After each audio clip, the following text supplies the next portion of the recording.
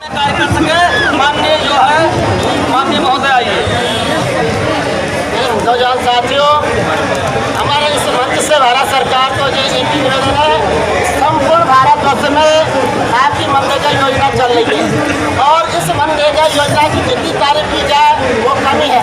पूरे हमारे संविधान संघ में भी इस योजना की तारीफ की गई, मगर संविधान संघ के संज्ञान ये बात में आए उस योजना को जो धरातल स्वरूप देते हैं, जो धरातल पे काम करते हैं, उन लोगों का भारत सरकार और हमारे देश में जितना शोषण करते हैं वो बेचारा अपनी आवाज उठाने के लिए जो है मजबूर होकर के जो सुदूरवर्ती क्षेत्रों से जो है आपके जो राष्ट्र राजधानी में दिल्ली में आना पड़ता है। इससे बड़ी जो विडम्बना हमारे जो देश के लिए क्या हो सकते, इससे बड़ी विडम्बना भारत सरकार के लिए क्या हो सकती है।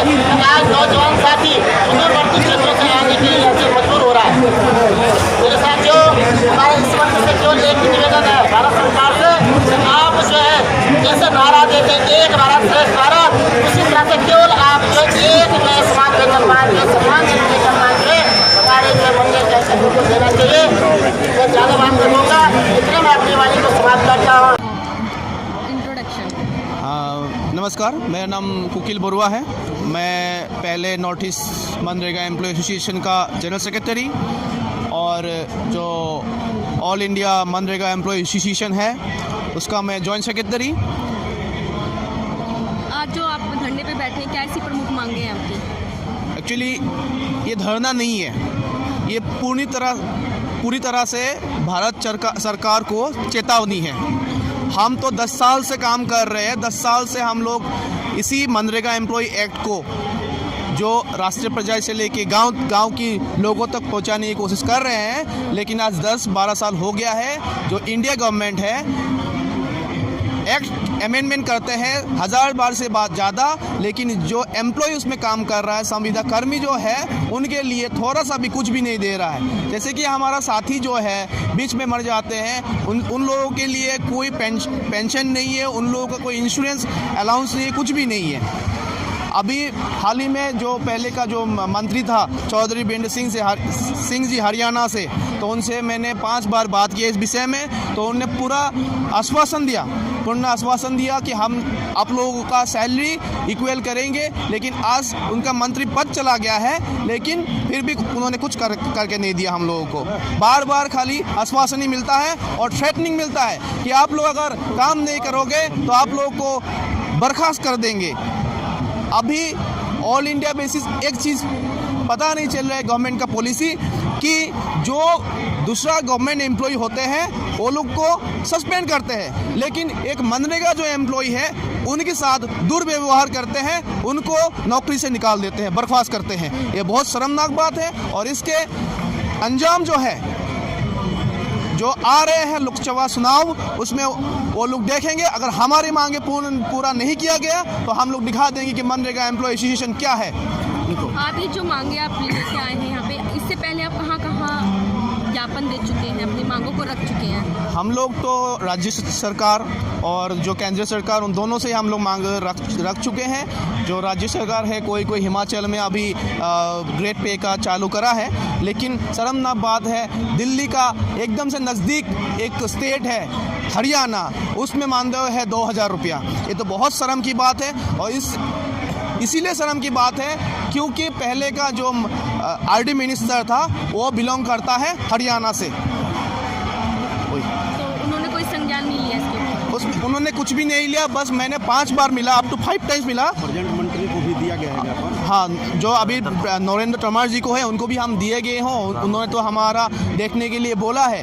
इसलिए हम लोग आज इकट्ठा हुए हैं कि मंत्री जी को हम लोग ये इधर से इस मंच के द्वारा, इस चैनल के द्वारा उनको हम दरख्वास्त करते हैं कि हमारा मांगे जो है जल्द से जल्द विदिन 15 डेज 15 दिन के अंदर पूरी करें, नहीं तो उसके 15 दिन के बाद जो कार्यक्रम लेगा मनरेगा एम्प्लॉय एसोसिएशन और इंडिया वाले, उसका जिम्मेदार सिर्फ केंद्र सरकार होगा।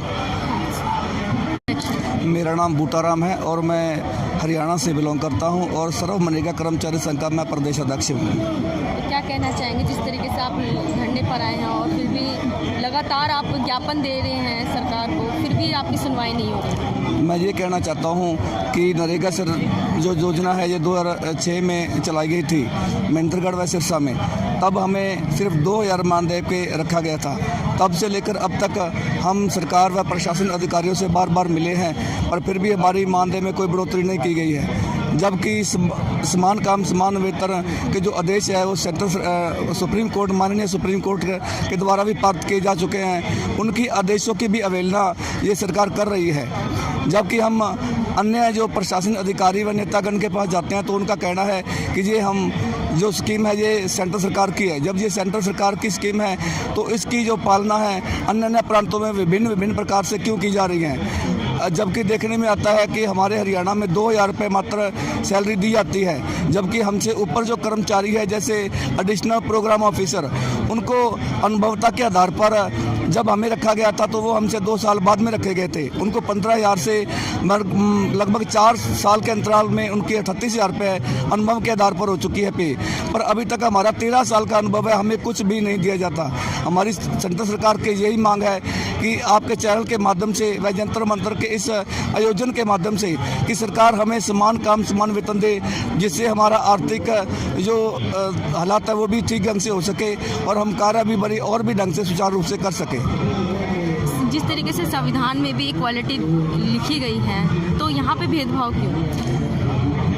जैसे संविधान में 1039 संशोधन किए जा चुके हैं नरेगा में, पर अभी तक ग्राम रोजगार सहायक के हक में कोई भी संशोधन नहीं किया गया।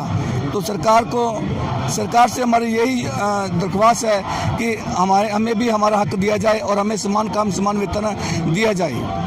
मैं मनोज कुमार, बिहार प्रदेश पंचायत रोजगार संघ कार्यकारी अध्यक्ष हूँ और मेरा माननीय प्रधानमंत्री नरेंद्र मोदी जी और केंद्रीय मंत्री नरेंद्र तोमर जी से एक आग्रह है कि पूरे हिंदुस्तान में हम लोग गाँवों के जो विकास का काम है उसके हम लोग रीढ़ की हड्डी हैं, उस रीढ़ की हड्डी को तोड़ने का काम वो न करें। और हम लोग आज से 15 दिन पहले केंद्रीय मंत्री महोदय से मिल चुके हैं। हम लोगों ने कहा कि हमारी भी एक छोटी सी मांगे हैं, आप जो 6% कंसेशन देते हैं उसको समाप्त करें और एक वेतन कमेटी बनाएं और हम लोग एक बेहतर जीवन के लिए एक मुफ्त वेतन हम लोगों को दें, ताकि पूरे हिंदुस्तान के जो हम लोग पंचायत रोजगार सेवक हैं वो आंदोलन करने के लिए बाध्य न हो।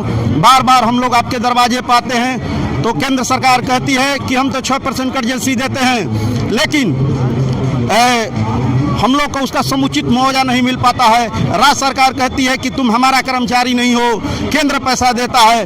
तो इस द्वंद में हम लोगों को जीने मरने के विवश कर दिया गया है। आज हजारों पंचायत रोजगार सेवक अपने जान की बाजी समाप्त कर चुके हैं। कितने लोग बीमार हैं, कितने लोग आज इस विवश जिंदगी में घुट घुट कर जीने के लिए लड़ रहे हैं। हम 15 दिन पहले जो आश्वासन मंत्री महोदय ने दिया था उसके आधार पर हम लोग आए हुए हैं और चुनाव निकट है। जहां जहां मनरेगा कर्मियों ने आंदोलन किया, भाजपा की सरकारें वहां से समाप्त हो गई है और केंद्र सरकार और भारतीय जनता पार्टी के राष्ट्रीय अध्यक्ष अमित शाह जी सुन लें, मैंने उनको सोशल मीडिया के माध्यम से भी उनके पार्टी कार्यालय को सूचित किया था कि मनरेगा कर्मचारी जो है वो हिंदुस्तान के ऋण हैं और हिंदुस्तान में रेलवे, डाकघर, उसके बाद तीसरा स्थान है हमारे कर्मचारियों की संख्या के मामले में। इनको उचित स्थान दिया जाए ताकि आप पुनः सत्ता की गद्दी पर लौट सकें। नहीं तो यह एक परिवर्तन की लड़ाई है, यह मील का पत्थर सिद्ध होगी।